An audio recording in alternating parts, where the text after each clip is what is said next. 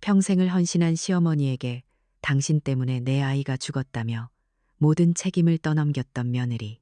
모든 것을 잃고 나서야 돌아와 용서를 빌었지만 시어머니는 아들에게 차갑게 물었습니다. 동우가 이 여자분은 누구니? 그녀가 내린 마지막 결말을 끝까지 지켜봐 주세요. 가을 햇살이 참 좋은 날이었어요. 제가 사는 이 성북동의 낡은 아파트는 유독 가을을 많이 타는 것 같아요. 창문으로 들어오는 햇살이 뽀얗게 내려앉은 낡은 책장과 그 책장에서 풍겨오는 오래된 종이, 냄새가 어우러져 꼭 시간이 멈춘 것 같은 착각을 주거든요. 평생을 아이들과 책 속에서 살다가 이렇게 혼자만의 시간을 갖게 되니 평화로우면서도 어딘가 모르게 마음 한구석이 허전한 건 어쩔 수 없나 봐요. 곧 남편의 기일이라 오늘은 작정하고 그의 서재를 정리하기로 마음먹었죠. 남편이 쓰던 책상, 그가 아끼던 만년필, 그리고 손때 묻은 책들, 먼지를 닦아낼 때마다 우리의 젊은 날들이 동욱이를 낳고 기쁘게 웃던 순간들이 먼지처럼 피어오르는 것 같았어요. 남편은 늘 말했죠. 당신은 책 속에 파묻혀 있을 때가 제일 당신다워. 그 말이 좋아서 저는 평생을 책과 함께 살았어요. 제자들에게 문학을 가르치고 아들 동욱이에게 세상의 모든 이야기를 들려주면서요. 그게 제 삶의 자부심이었고 전부였어요. 그랬던 제 삶에 새로운 인물이 들어온 건 작년 가을이었죠. 아들 동욱이가 결혼할 여자라며 강소라 양을 처음으로 집에 데리고 왔어요. 금융회사에서 잘 나가는 아들이 선택한 여자라니 얼마나 멋지고 반듯할까 기대를 많이 했죠. 실제로 본소라 양은 참 당당하고 세련된 요즘 사람이었어요. 유명 브랜드의 디렉터라 그런지 머리부터 발끝까지 자신감이 넘쳐 보였죠. 저는 그날 정말 최선을 다했어요. 요즘 젊은이들 입맛에 맞을까 싶어 퓨전 한정식을 차리고 혹시나 대화가 어색할까 싶어 밤새 무슨 말을 할지 고민했죠. 식사를 마치고 제가 가장 아끼는 선물을 꺼냈어요. 제가 교사 시절 첫 월급을 타서 산 유명한 고전 문학의 초판본이었죠. 제 젊음과 열정이 담긴 아주 소중한 책이었어요.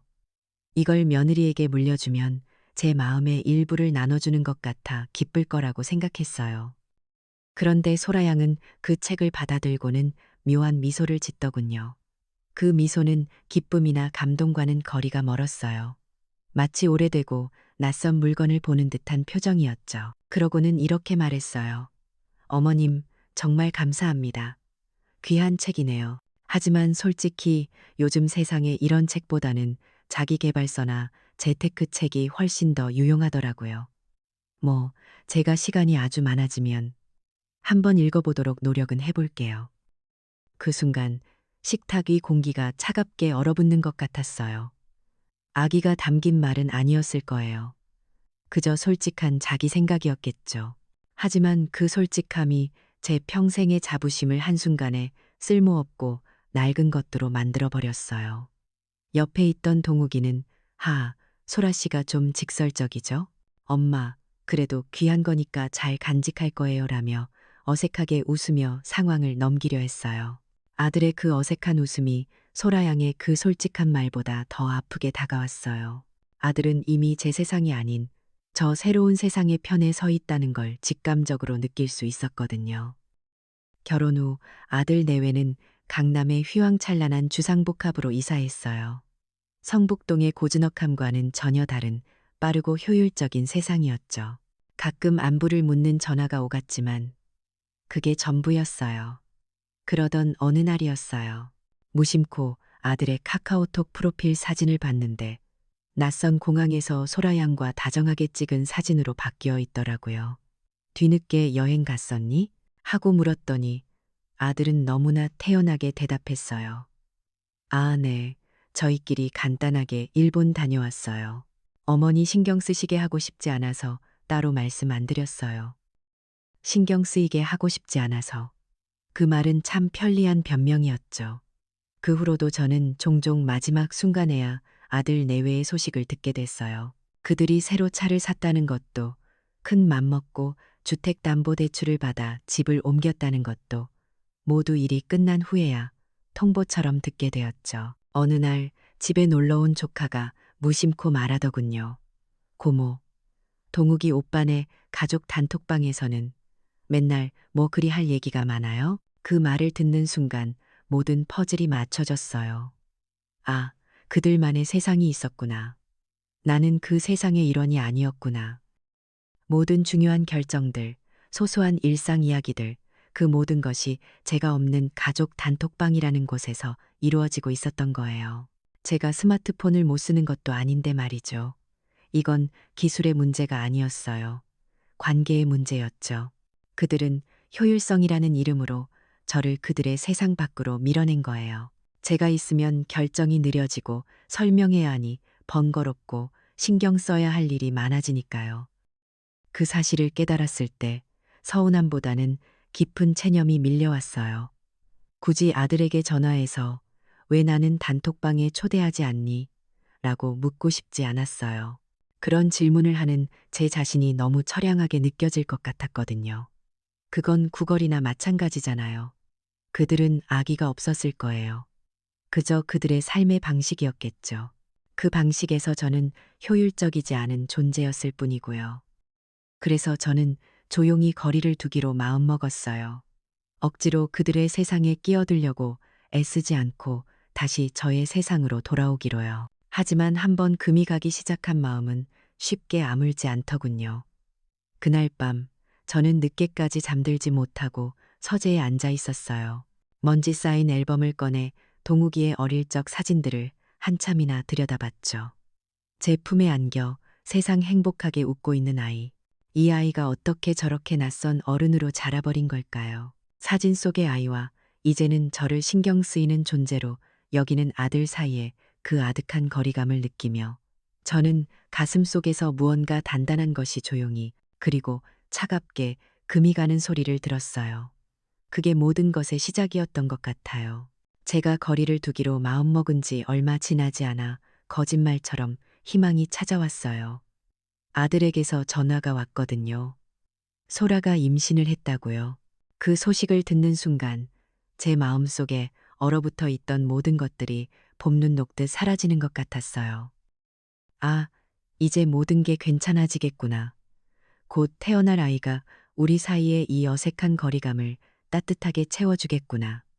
저는 정말 그렇게 믿었어요.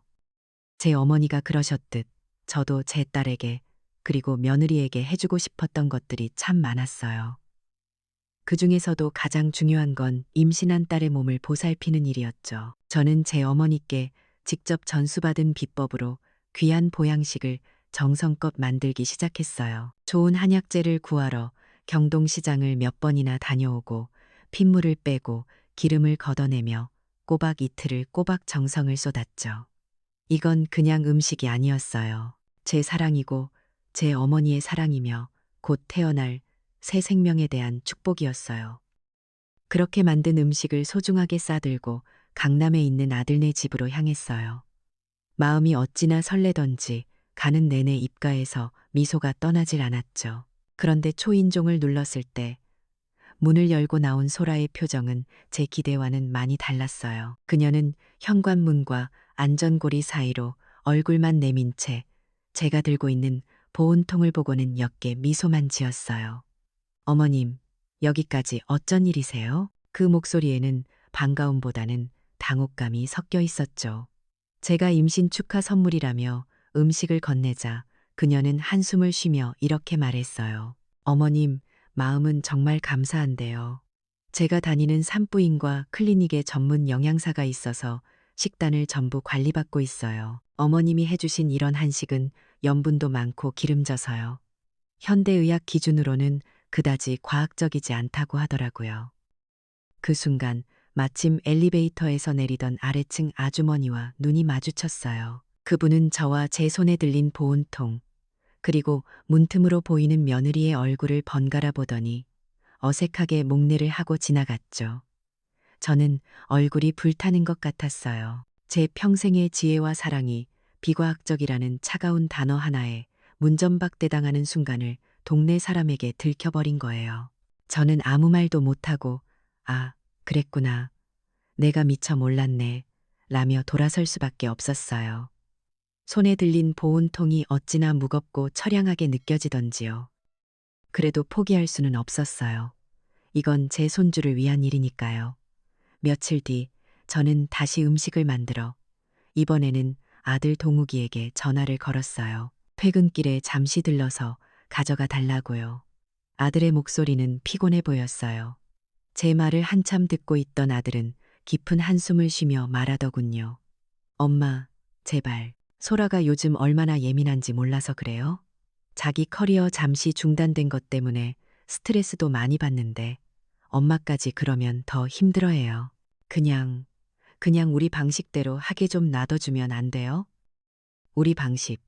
그 말에 저는 더 이상 아무 말도 할 수가 없었어요. 아들의 세상에서 저는 이미 우리가 아니었던 거예요. 제 사랑과 경험은 이제 그들의 현대적이고 합리적인 삶에 스트레스를 주는 비효율적인 방해물일 뿐이었죠. 소라가 임신 정보를 얻는다는 스마트폰 앱, 그녀가 신봉하는 온라인 커뮤니티의 데이터 앞에서 제가 평생 몸으로 체득한 지혜는 아무런 힘도 갖지 못했어요. 오히려 제가 아들 부부의 삶을 침해하는 시대에 뒤떨어진 고집센 늙은이가 되어버린 기분이었어요. 그러다 결국 끔찍한 일이 터지고 말았어요. 어느 늦은 밤 동욱이에게서 짧은 문자 메시지가 왔어요. 소라 씨 유산했어요. 지금 병원이에요. 그 문자를 보는 순간 세상이 무너지는 것 같았죠. 누구의 잘못을 따질 겨를도 없이 그저 아이를 잃은 며느리와 아들이 걱정되어 한달음에 강남의 그 유명하다는 여성병원으로 달려갔어요. 병원은 차가운 소독약 냄새와 비통한 침묵으로 가득 차 있었죠. 수소문 끝에 찾아간 병실 문을 열자 침대에 넋을 잃고 누워있던 소라가 저를 보더니 갑자기 눈에 증오를 가득 담고 소리치기 시작했어요. 당신이 여기 왜 와? 당신 때문이야. 당신만 아니었으면 내 아이는 무사했을 거라고. 자꾸 나한테 압박 주고 스트레스 줘서 내 아이가 죽은 거야. 그건 명백한 거짓말이었어요. 자신의 고통을 저에게 전가하기 위한 잔인하고 이기적인 공격이었죠. 저는 그 순간 저를 향해 날아오는 그 끔찍한 비난의 화살보다 더 아픈 것을 보았어요. 저는 저도 모르게 아들 동욱이를 바라봤어요. 내 아들이라면 이 말도 안 되는 모함 앞에서 내 편이 되어줄 거라고, 어머니의 결백을 변호해 줄 거라고 믿었던 거죠. 하지만 아들은 저를 보지 않았어요. 그는 울부짖는 아내에게 달려가 그녀를 끌어안았어요. 그리고 제게는 눈길 한 번 주지 않은 채 오직 아내만을 위로하며 이렇게 말했죠. 소라야, 진정해. 일단 몸부터 추스르자. 응? 아들의 침묵. 그 어떤 비난보다, 그 어떤 욕설보다 더 날카로운 칼이 되어 제 심장을 관통했어요. 그 침묵은 소라의 거짓말에 동의하는 것과 같았어요. 어머니의 존엄보다 아내의 안정이 더 중요하다는 무언의 선언이었죠. 저는 그 자리에 더 이상 서 있을 수가 없었어요. 병실을 나와 차가운 복도를 혼자 걸어 나오는데 아무런 감정도 느껴지지 않았어요. 너무 큰 충격과 배신감은 오히려 사람을 마비시키더군요. 그냥 머릿속이 아주 차갑고 명료해졌어요. 아, 나는 이제 저 아이의 인생에서 완벽한 이방인이구나. 아니, 이방인을 넘어 모든 불행의 원인이 되는 적이 되었구나. 제 안에 있던 마지막 미련과 고통이 그 순간 차갑고 단단한 결심으로 변해버렸어요.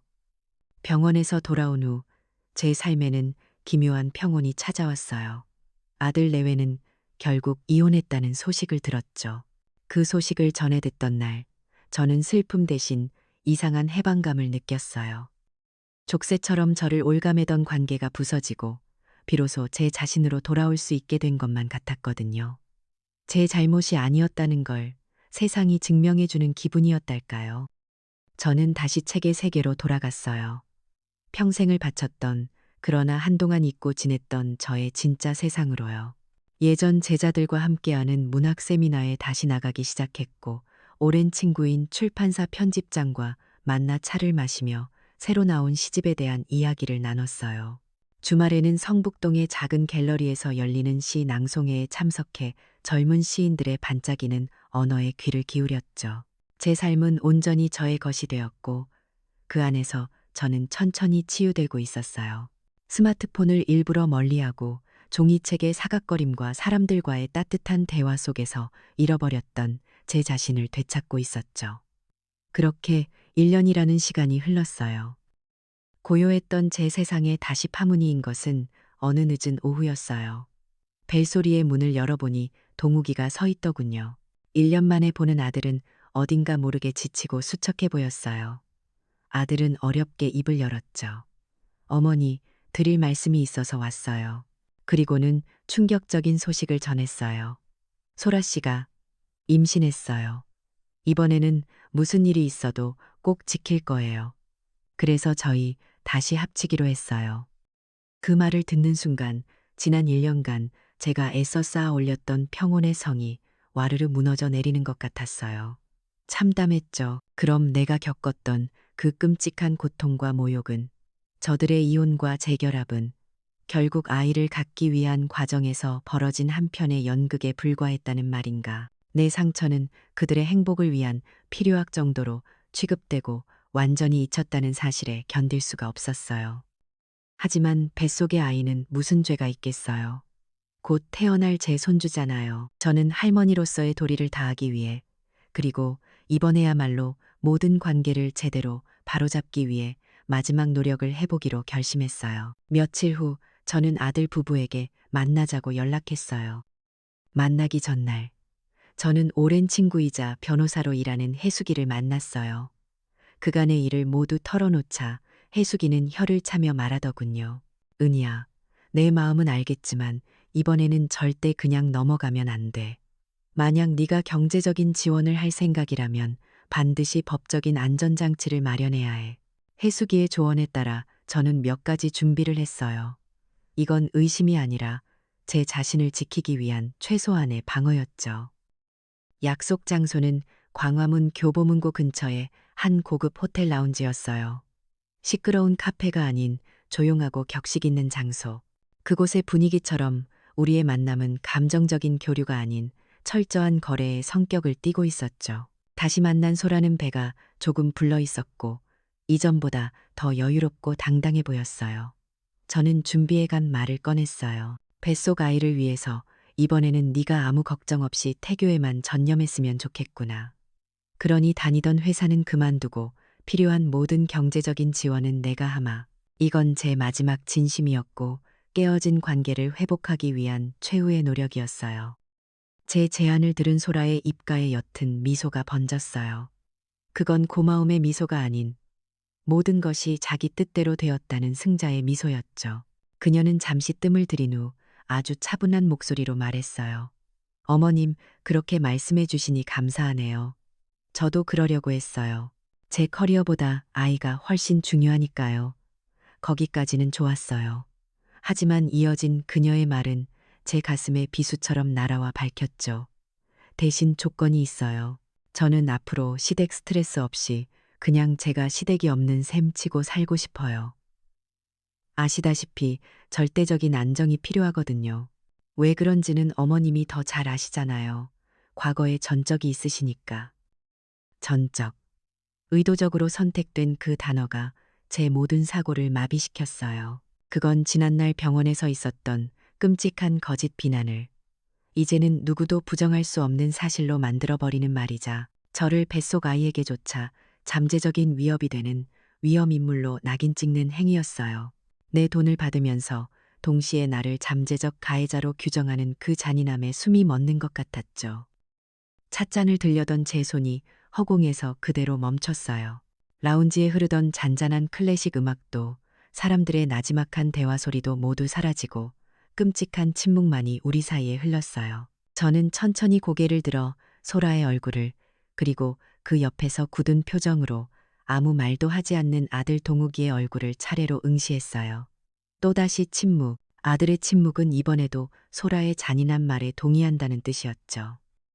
마침내 제 입이 열렸어요. 제 목소리가 아니라고 느껴질 만큼 얼음처럼 차갑고 단호한 목소리가 흘러나왔어요. 알겠다. 이제부터 내가 없는 것처럼 살아라.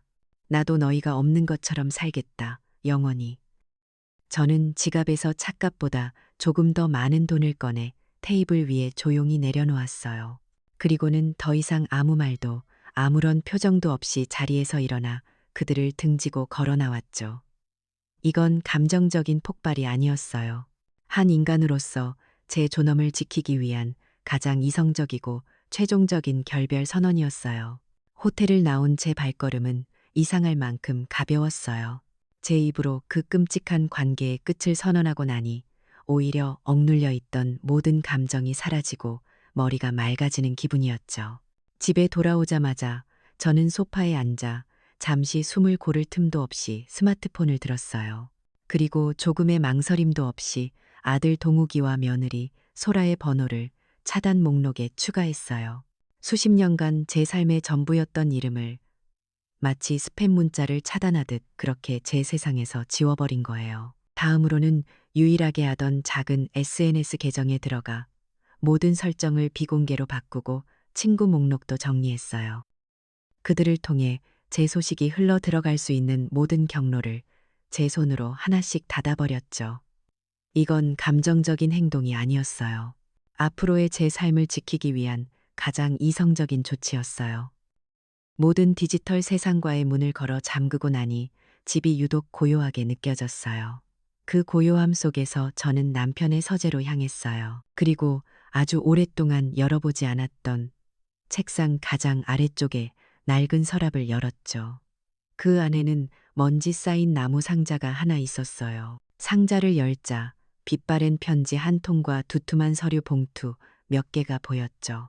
남편이 세상을 떠나기 몇 해 전 제게 남긴 것들이었어요. 저는 남편의 편지를 먼저 집어들었어요. 꾹꾹 눌러 쓴 남편의 글씨가 눈앞에서 번져왔어요. 사랑하는 은희에게 당신이 이 편지를 읽을 때쯤이면 나는 아마 당신 곁에 없겠지. 평생 교단에 서서 아이들 걱정, 제자들 걱정만 하고 산 당신이 세상 물정을 너무 모를까봐, 내가 없는 세상에서 혹시나 아들에게 짐이 될까봐 늘 마음이 쓰였소. 그래서 당신 몰래 작은 선물을 준비했소. 이건 동욱이도 모르는 오직 우리 둘만의 비밀이요.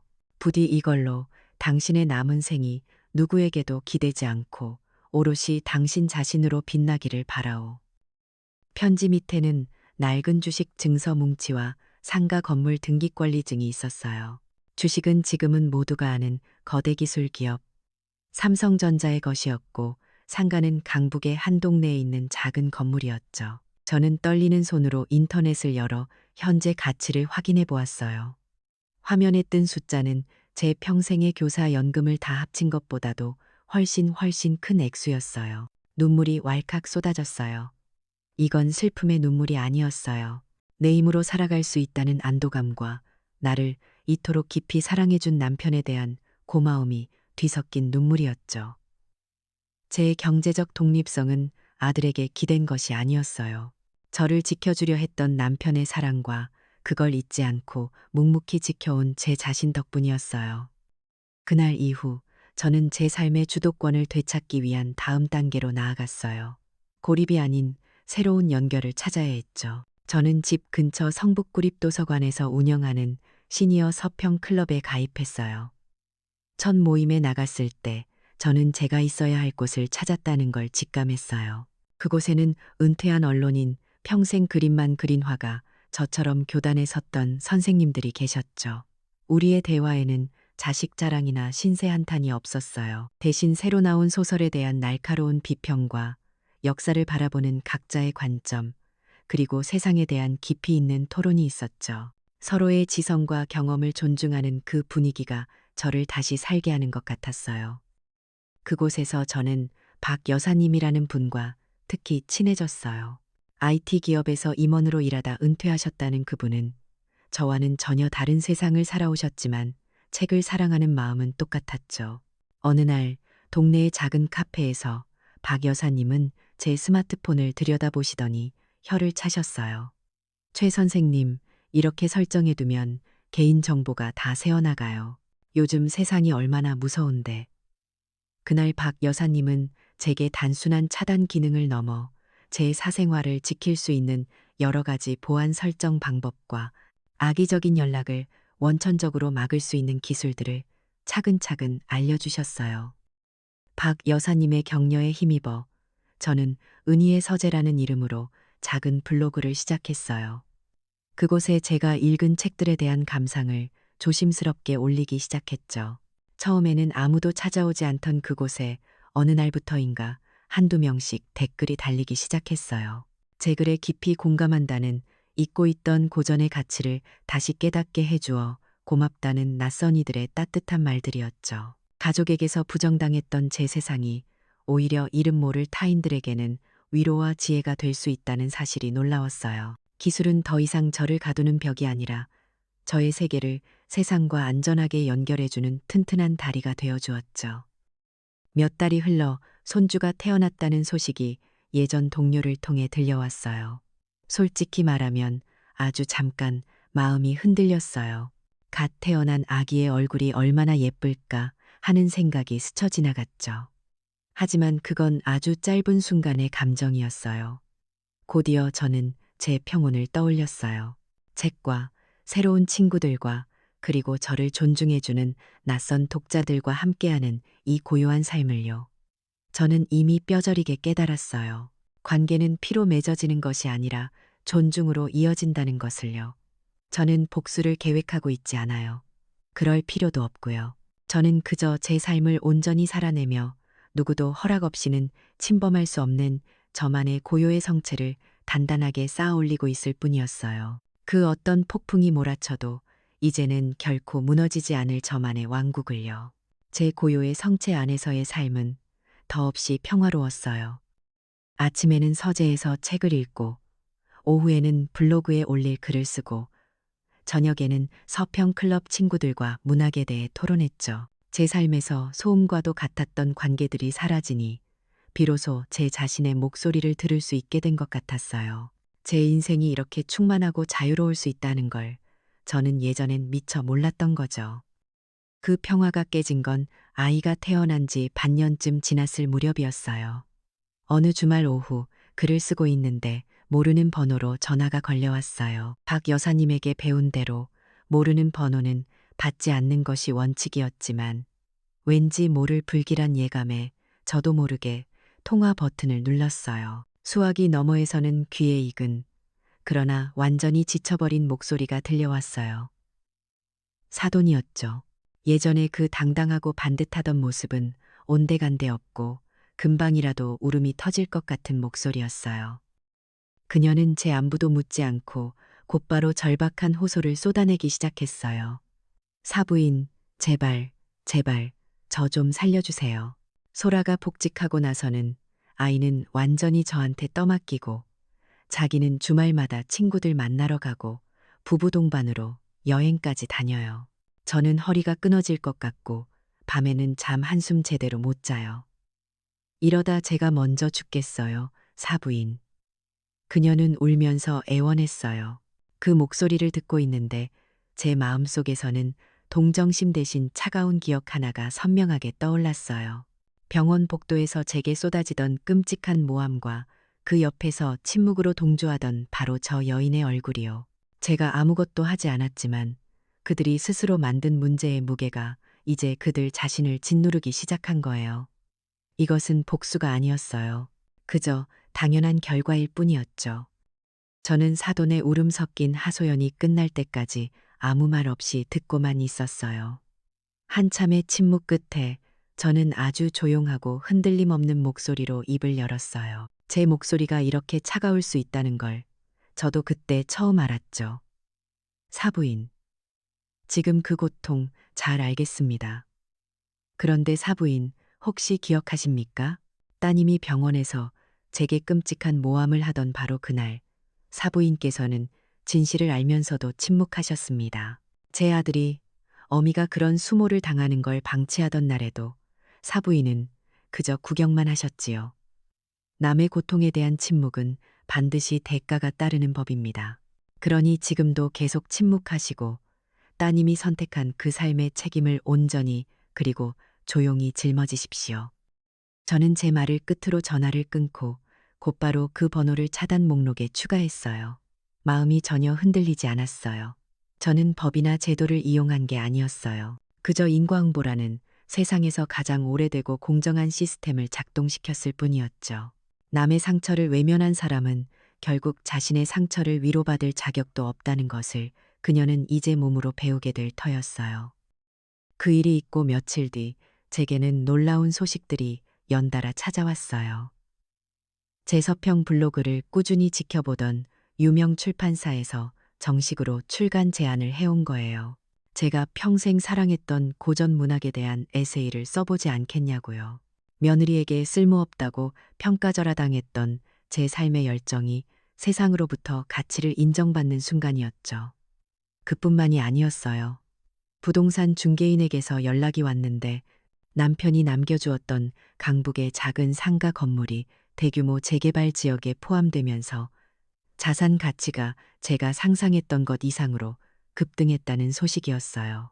이 모든 것이 마치 약속이라도 한 듯 제가 낡은 관계를 완전히 끊어낸 후에야 찾아왔어요. 제 전통적 지혜와 남편의 오래된 사랑이 이 현대 사회에서 가장 강력하고 믿음직한 자산이 되어준 셈이었죠. 그렇게 저의 세상은 점점 더 단단해지고 있었지만 제가 쌓은 성벽 밖의 세상은 무너져 내리고 있었나 봐요. 결국 사돈은 더 이상 버티지 못하고 딸의 집을 나와 고향으로 내려가 버렸다는 소식이 들려왔어요. 저는 강남의 비싼 베이비시터 비용과 고된 육아 노동에 허덕일 아들 내외의 모습을 어렵지 않게 상상할 수 있었어요. SNS에는 행복한 워킹맘의 모습을 전시하면서 뒤에서는 그 모든 책임을 자신의 어머니에게 떠넘겼던 며느리, 그 편리했던 시스템이 무너지자 그들의 삶도 속수무책으로 흔들리기 시작한 거겠죠. 그리고 마침내 올 것이 왔어요. 늦은 밤이었죠. 제 고요한 서재에 날카로운 초인종 소리가 울려 퍼졌어요. 인터폰 화면에는 지칠 대로 지친 아들과 며느리, 그리고 그들 품에 안겨 빽빽 울고 있는 아기의 모습이 보였어요. 그들은 자신들이 가진 마지막 카드를 쓸어온 것이겠죠. 저는 잠시 망설이다 현관으로 나가 문을 열었어요. 하지만 문 안으로 들어서지는 못하도록 제 몸으로 문틈을 막아선 채였죠. 아들 동욱이는 금방이라도 무릎을 꿇을 것 같은 절박한 얼굴이었어요. 며느리 소라는 헝클어진 머리에 화장기 없는 얼굴로 고개를 푹 숙이고 있었죠. 그녀는 한참을 우물쭈물하더니 모기만 한 목소리로 겨우 입을 열었어요. 어머니, 죄송해요. 저희가 잘못했어요. 그 사과는 너무나 형식적이었고 진심 어린 반성이라기보다는 이 위기를 모면하기 위한 마지막 수단처럼 들렸어요. 저는 아무 말 없이 제 성벽 앞에 서 있는 그 처량한 두 사람과 울고 있는 아기를 그저 조용히 내려다볼 뿐이었어요. 늦은 밤 저희 집 현관 앞은 하나의 작은 무대 같았어요. 성북동의 고요한 주택가의 아기 울음소리가 날카롭게 울려 퍼졌고 복도 창문 너머 이웃집의 불빛이 마치 조명처럼 우리 세 사람을 비추고 있었죠. 제 앞에는 제 인생에서 가장 익숙했던 두 사람이 세상에서 가장 낯선 얼굴을 하고 서 있었어요. 아들 동욱이는 금방이라도 무너질 것처럼 위태로워 보였어요. 아이를 안은 팔을 부들부들 떨면서 거의 무릎을 꿇을 기세로 제게 애원했죠. 어머니, 제발요. 저희 정말 죽을 것 같아요. 한 번만, 제발 한 번만 용서해 주세요. 옆에 선 며느리 소라도 화장기 없는 얼굴을 눈물로 적시며 고개를 숙이고 있었고요. 하지만 제 눈에는 그들의 절박함이 진정한 반성으로 보이지 않았어요. 그들의 눈물은 저에게 준 상처에 대한 미안함이 아니라 자신들이 처한 곤경에 대한 자기 연민일 뿐이라는 걸 저는 너무나 명확하게 알 수 있었거든요. 모든 수단이 막히자 마지못해 찾아온 것뿐이라는 걸요. 저는 소라의 형식적인 사과에도 아들의 절박한 애원에도 아무런 대꾸를 하지 않았어요. 그저 제 앞에 서 있는 한 남자를, 제가 평생을 바쳐 키운 단 하나뿐인 아들을 아주 오랫동안 바라보았죠. 그의 얼굴에서 제가 사랑했던 아들의 모습과 지금의 이 낯선 남자의 모습이 겹쳐 보였어요. 아주 오랜 침묵 끝에 저는 아주 부드럽고 그래서 더 잔인하게 느껴지는 목소리로 물었어요. 제 평생의 모든 힘을 끌어모아 아주 조용히 물었죠. 동우가 이 여자분은 누구니? 그 질문은 마치 천둥소리처럼 그 좁은 복도에 울려 퍼졌어요. 동욱이의 얼굴은 새하얗게 질렸고 소라의 흐느낌은 순간 거짓말처럼 멎었어요. 두 사람의 눈이 믿을 수 없다는 듯이 공포에 질린 채로 저를 향했죠. 아마 제게서 어떤 분노나 원망 섞인 말을 기대했을 거예요. 하지만 그들은 틀렸어요.